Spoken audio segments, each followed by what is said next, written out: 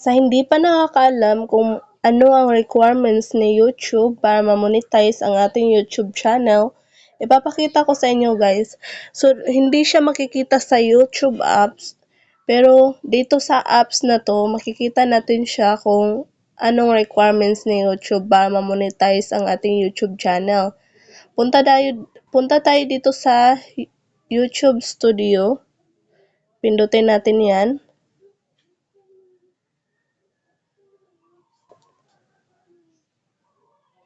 Ayan. Ito yung main channel natin. Kaka-start pa lang.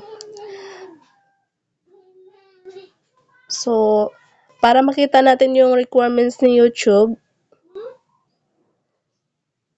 punta tayo dito sa earn. Itong may sign na dollar. Punta tayo dito. Ayan. Hello Chris Cads, YT. Become a partner. Join the YouTube Partner Program to earn money. Get.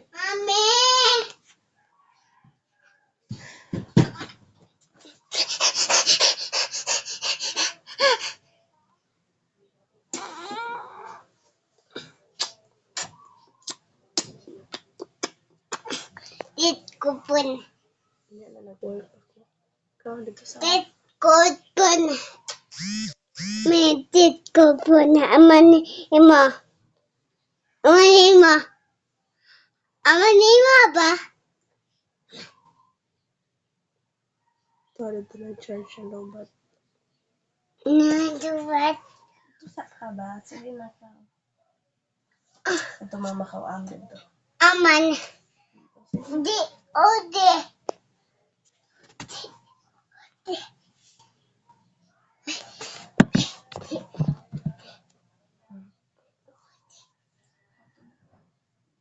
Ayoko, ma'am.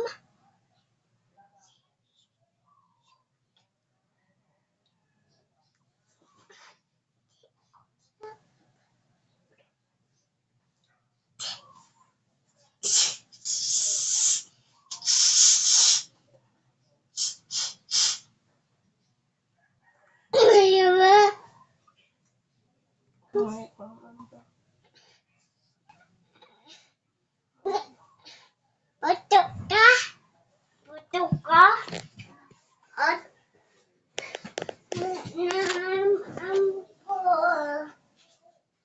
So guys, ulitin natin saan makikita yung requirements ni YouTube.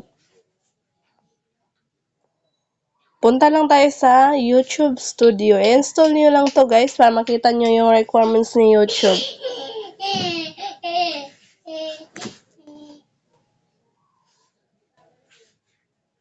Pindutin natin tong YouTube Studio, YT Studio.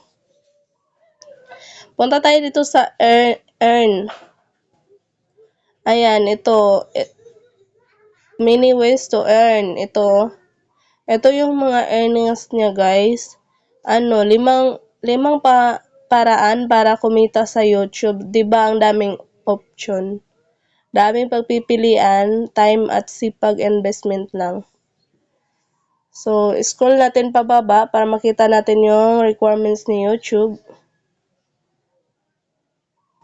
So, ni isa, wala pa tayong naabot nito. So, ang requirements ni YouTube, 1,000 subscriber at 4,000 watch hours. So, bali 4K watch hours. So, medyo malaki siya guys. Medyo matatagalan tayong aabutin to. Pero, gawa ng mga content na makakatulong sa ating kapwa baguhan na content creator. So, ito siya guys. May 118 subscriber na ako. 2 weeks na akong nag-YouTube. So, blessed pa rin na mayroon na tayong ganito. Saan makikita yung watch hours natin? Para makita natin na may konti na ba tayong naabot. So guys, itong 3 public watch hours, hindi yan yung kabuuhan. Makikita natin yung kabuuhan ng watch hours na naipon natin. Punta tayo sa dashboard. Punta tayo dito sa watch time hours. Punta tayo dito sa balik tayo guys, balik tayo. Watch time hours.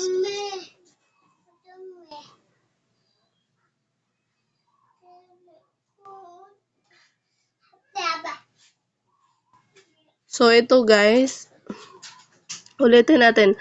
Punta tayo sa dashboard.